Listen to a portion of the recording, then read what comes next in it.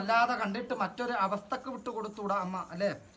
മാരിഭയങ്ങളും ചൂരിഭയങ്ങളും രക്തഭയങ്ങളും മരഭയങ്ങളും വിഷഭയങ്ങളും അഗ്നിഭയങ്ങളും അങ്ങനെ ഏത് തന്നെ ഉണ്ടെങ്കിലും അല്ലേ, വന്ന മാരിയെ ഒഴിപ്പിക്കുവാനും വരുന്ന മാരിക്ക് മാറ് കൊടുപ്പാനും അമ്മയുണ്ട് ഇവിടെ തുണയായിട്ട് കേട്ടോ.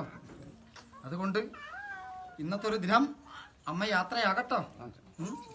കാട്ടിൽ കണ്ടാൽ കരിമ്പുലി പോലെയും വീട്ടിൽ കണ്ടാൽ പശുക്കിടാവിനെ പോലെയും വള്ളീനരി പോലെയും പുള്ളീനരി പോലെയും പടിഞ്ഞാറ്റീങ്കൽ കണ്ടാൽ തൂക്കിയിരിക്കുന്ന വിഗ്രഹത്തിൽ തെളിഞ്ഞിരിക്കുന്ന ദീപം പോലെയും ശോഭിച്ചിരിക്കുന്നതായ മാതാവാന്ന് കരിഞ്ചാമണ്ടി അമ്മ.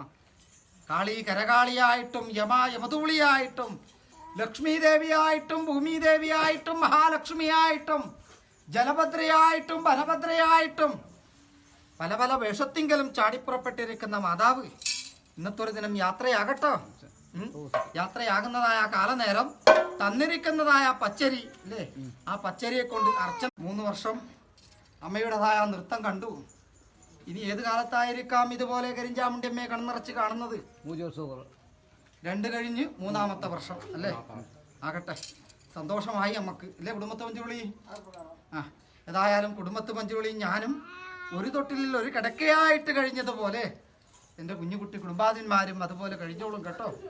അവിടെ അല്ലേ യാതൊരു ബുദ്ധിമുട്ടും വിഘ്നങ്ങളും വരുത്തിക്കാതെ കണ്ടിട്ട് കരിഞ്ചാമുണ്ടി അമ്മ എന്നറിയിക്കുന്നതായ ഈ പരാശക്തി നിങ്ങൾക്ക് തുണയായിട്ടുണ്ടാകും കേട്ടോ. കനകത്തൂർ അല്ലേ, മഹാലിംഗേശ്വരന്റെ പുണ്യഭൂമി അല്ലേ, കനകത്തൂർ കൊട്ടാരം ആദി നൽവരല്ലേ. ഏതായാലും ആദി നൽവരും ഇരുവരുള്ള ആകളും അവരുടേതായ ഈ അമരഭൂമിക്കകത്ത് എൻ്റെ കുടുംബാതിന്മാരും ഓടിയും പാടിയും ചാടിയും